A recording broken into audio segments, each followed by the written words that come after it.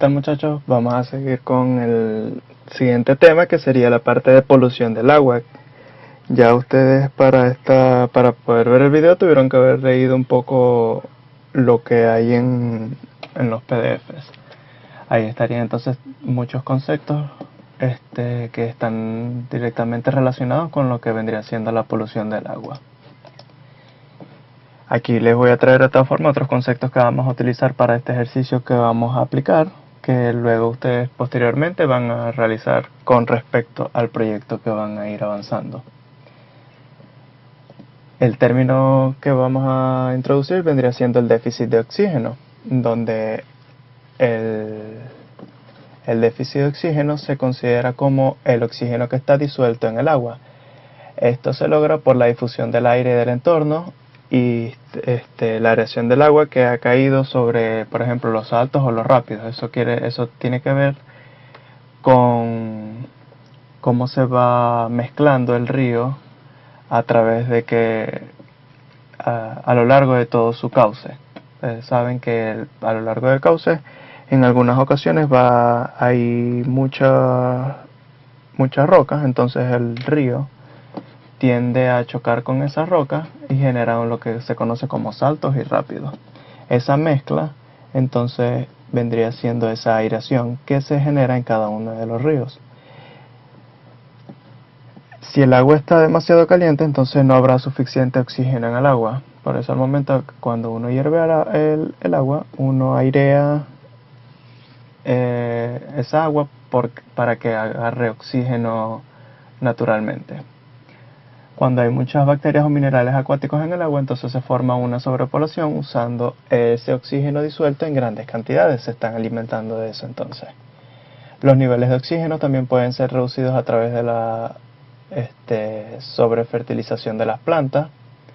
En el caso de que haya muchas granjas o muchas ganaderías cerca de unos ríos, entonces ese nivel de oxígeno también va a ser reducido debido a ese tipo de elementos químicos que estarían actuando, ya que esto entonces, al igual que las aguas residuales, contienen altos niveles de nitratos y fosfatos, que eso entonces contamina el agua. Con respecto a déficit de oxígeno, vamos a utilizar el modelo de Streeter-Fields. Es un modelo matemático que relaciona los dos principales mecanismos que definen el oxígeno disuelto en un cauce de aguas superficiales que recibe la descarga de aguas residuales. Entonces esto vendría siendo la descomposición de la materia orgánica y la aireación del oxígeno.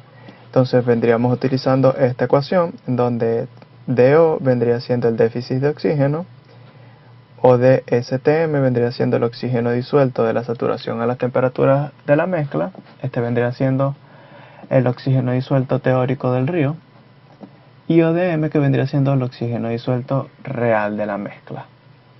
Entonces, haciendo esta resta, entonces nosotros conseguiríamos cuál es el déficit de oxígeno, ya que tendríamos este como patrón y le estaríamos restando entonces el que se produce debido a la mezcla. También vamos a introducir el tema de la DBO, que la DBO es la cantidad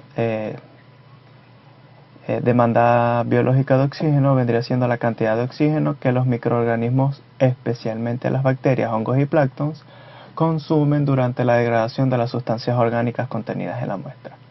La DBO se utiliza para medir el grado de contaminación y está expresada en miligramos de oxígeno diatómico por litro, que vendría siendo esta expresión. También está la DBO 520, que esta simplemente es lo mismo, lo único que esta indica la cantidad de oxígeno que las bacterias y otros seres vivos consumen durante 5 días a una temperatura de 20 grados centígrados en una muestra de agua de degradación aeróbica de las sustancias contenidas en ella. Para la DBO 520 se estima entonces que hay un 70% del consumo de esos seres vivos y esas bacterias en el proceso. Para eso entonces la vamos a utilizar como este patrón para poder utilizar el factor de DBO última. El modelo de Streeter entonces básicamente lo que hace es esta gráfica que tenemos aquí, en donde esta gráfica nos sirve a nosotros para leer con respecto a cómo se autopurifica o se debe autolimpiar el agua. Entonces vamos a hacer simbología de que esta línea que está por aquí vendría siendo la parte del agua limpia, es decir, el caudal del río antes de un punto de descarga de ya sea aguas industriales o aguas residuales, cualquier tipo de contaminante al río. Cuando se le agrega un agua residual o agua contaminante a ese río, entonces empieza a contaminarse, es decir, que empieza a aumentar la déficit de oxígeno, es decir, que el oxígeno disponible comienza a disminuir hasta llegar a un punto crítico, que vendría siendo el déficit crítico. Allí entonces puede ocurrir la muerte de las especies, en este caso de los peces, si el valor de oxígeno disuelto es menor a 2 o 3 miligramos por litro, entonces los seres vivos que están presentes en ese tramo del río, entonces morirían, básicamente. Luego, dependiendo de si no se les sigue agregando más aguas residuales o aguas industriales que contaminen el río, a través de la autopurificación, es decir, de la aireación, comienza a recuperarse hasta llegar a un punto en donde simplemente se vuelve cristalina el agua por su propia naturaleza, siempre y cuando solamente exista un punto de descarga y el punto de descarga tenga elementos físico-químicos y bacteriológicos menores a los que la normativa contempla, para poder entonces garantizar que el cauce entonces vuelva a purificar su caudal. Eso es lo que nosotros debemos garantizar, entonces que existan esos niveles de degradaciones mínimos con respecto a los kilómetros que vaya a recorrer el río, para que el cauce entonces vuelva a su estado natural. Y entonces de esta manera entonces podamos seguir garantizando que haya un ecosistema. Ahora, ¿cómo se construye esta gráfica? Para poder construir esta gráfica entonces necesitaríamos valores de caudales de río, valores de caudales de descargas, ya sean industriales o sean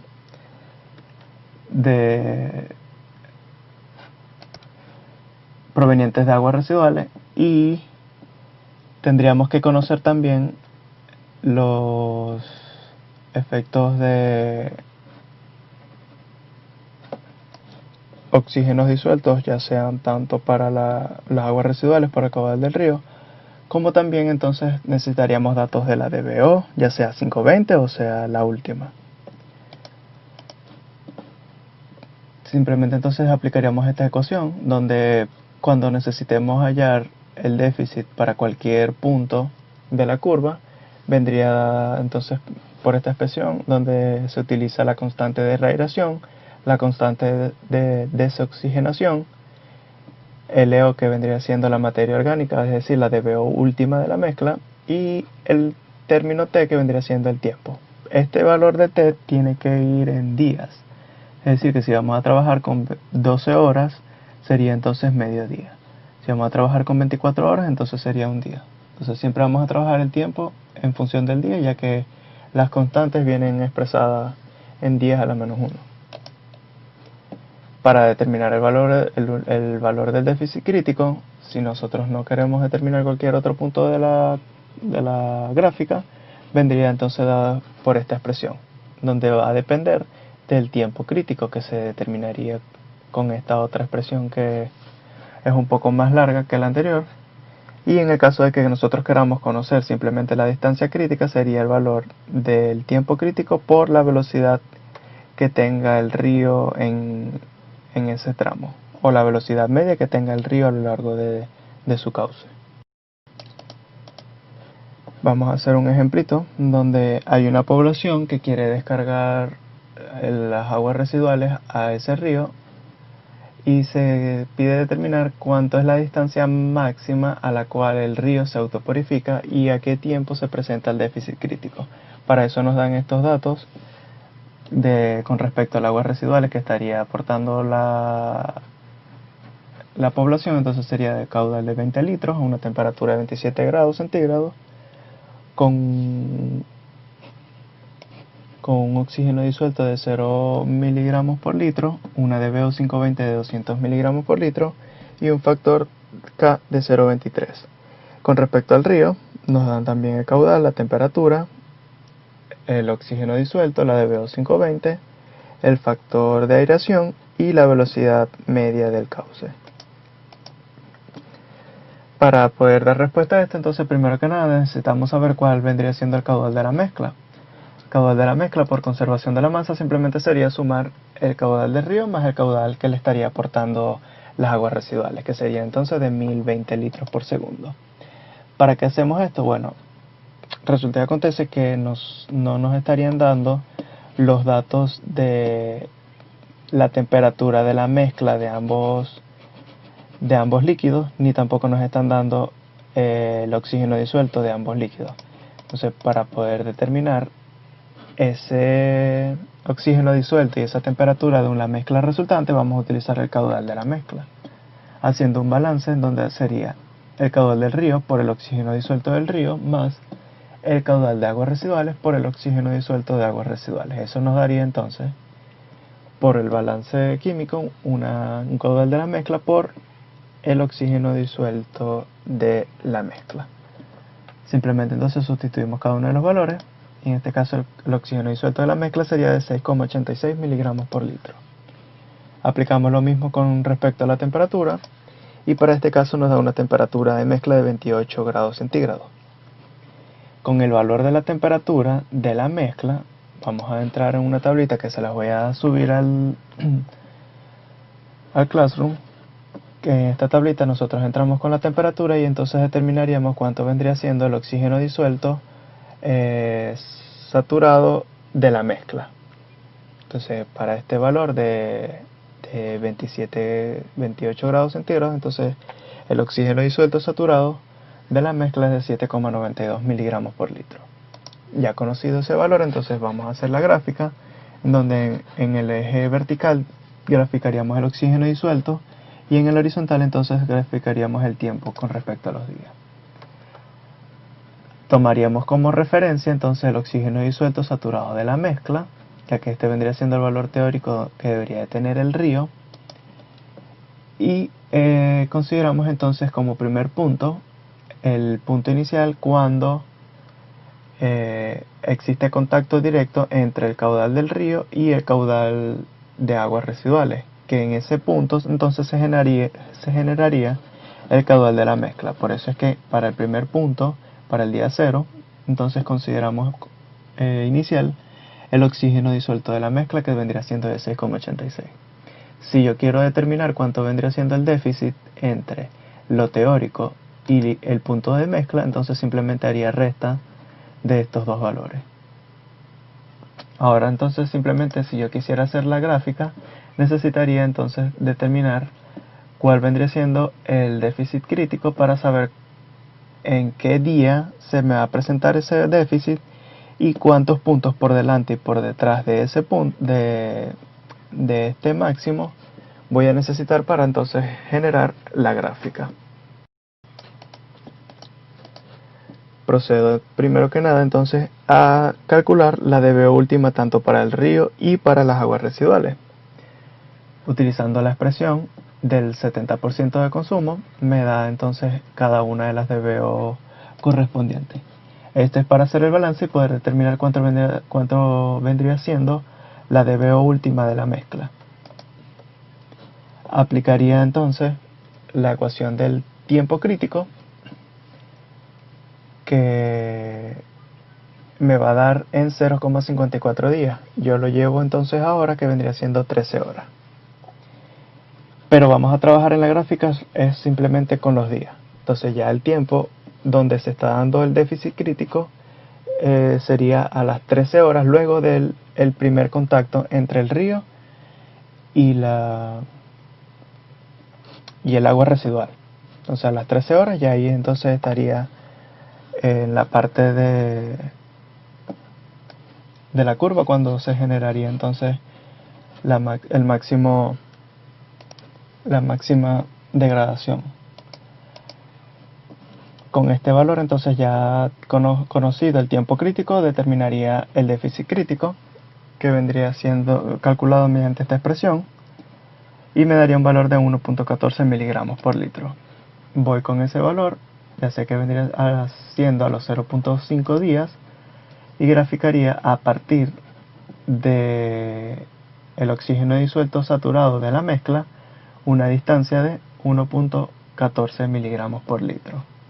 Ya ahí entonces conocería el punto máximo de la concavidad de la curva, y para saber cuánto vendría siendo el valor de oxígeno disuelto de la mezcla para ese día, entonces simplemente le restaría al valor del oxígeno disuelto saturado de la mezcla el valor del déficit, que me daría entonces como oxígeno disuelto de la mezcla en este punto de 6,78 miligramos por litro.